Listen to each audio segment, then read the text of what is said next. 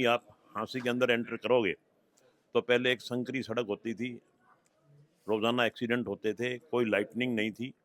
आज 4 लेन बन गया, बहुत बढ़िया लाइटनिंग बन गई, गीता चौक बन गया, केएसटी कॉलेज रोड है या श्याम बाबा का मंदिर का वो रास्ता है।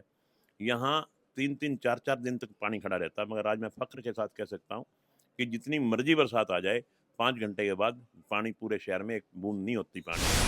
नमस्कार, मैं हूं दिनकर गावड़ी और दैनिक टॉक्स पर आप जुड़ चुके हैं। आपको बता दें, हाँसी से भाजपा प्रत्याशी विनोद बेहड़ा लगातार शहर के दौरे पर है और यहां पर लोगों का उन्हें भारी जन समर्थन मिल रहा है और अक्सर वो जनसभाओं में हाँसी में किए गए 5 साल के विकास कार्यों की बात करते हैं। आज हमने उनसे बातचीत की कि हाँसी में उनके कार्यकाल में किस तरीके के जो विकास कार्य किए गए। उन्होंने सभी विकास कार्य को बताया जो उनके कार्यकाल में किए गए। आइए बात करते हैं इस बारे में भाजपा प्रत्याशी विनोद बेहड़ा से। हाँसी से भाजपा प्रत्याशी विनोद बेहड़ा के लगातार जो चाय के प्रोग्राम है वो जनसभा में तब्दील हो रहे हैं, उनसे बातचीत कर लेते हैं। सर, जिस तरीके से लगातार आपके पर्सनल प्रोग्राम रखे गए थे और वो जनसभा का रूप लेते जा रहे हैं, तो क्या कहना चाहेंगे? ये बात आपकी सही है।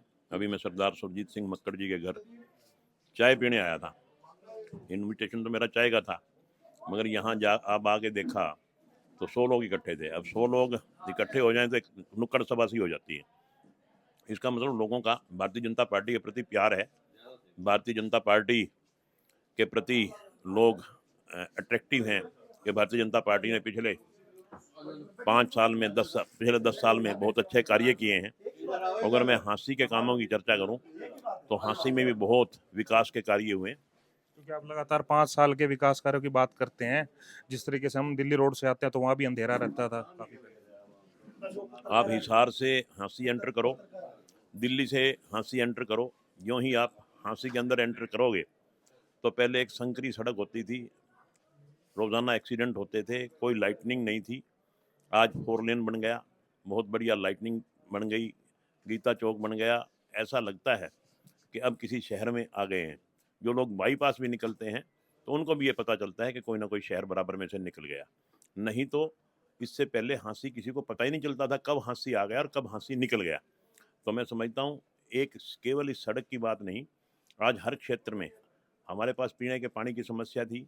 हमने नया वाटर वर्क्स बनवाया यहाँ पे, जो कि लगभग 40 करोड़ रुपए की लागत से काम उसका रनिंग अवस्था में है। बहुत बढ़िया रेस्ट हाउस बनाया, सेक्रेटेरिएट की एक बिल्डिंग बनवाई। इसी तरह से बिजली घर नया बन रहा है आपके सामने। रेलवे जो हाँसी रोहतक रेलवे लाइन बन गई, हाँसी से भिवानी रोड बन रहा है 4 लेन। इसी तरह से अगर हम एजुकेशन की बात करता हूँ, कॉलेज में एक नया ब्लॉक बन रहा है बच्चों की पढ़ाई के लिए। बहुत बड़ी लैब बनी है, बहुत बड़ी बिल्डिंग बनी है।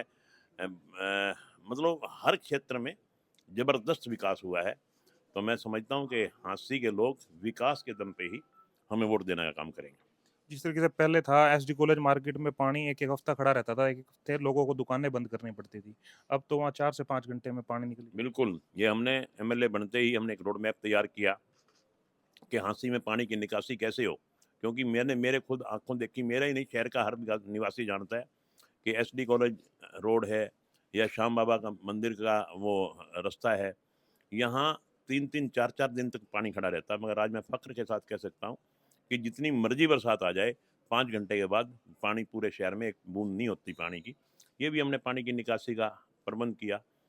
जिस चीज़ की भी हमने हाँसी को ज़रूरत समझी, हाँसी में हमने स्टेडियम के लिए ज़मीन ट्रांसफ़र करवा दी। बहुत बहुत जल्दी स्टेडियम बन के तैयार हो जाएगा। 200 एकड़ ज़मीन में हमने यहाँ इंडस्ट्रियल सेक्टर अप्रूव करवाया, जिससे हमारा शहर भी बढ़ेगा और हमारा रोज़गार भी हमारे बच्चों को मिलेगा। तो निश्चित रूप से हाँसी में ज़बरदस्त विकास हुआ है। नरेश जी, भाजपा पार्टी की मजबूती के लिए आप किस तरीके से कार्य करेंगे? बहुत ज़बरदस्त पूरी टीम नरेश बड़ी निष्ठा और लगन से लगी हुई है।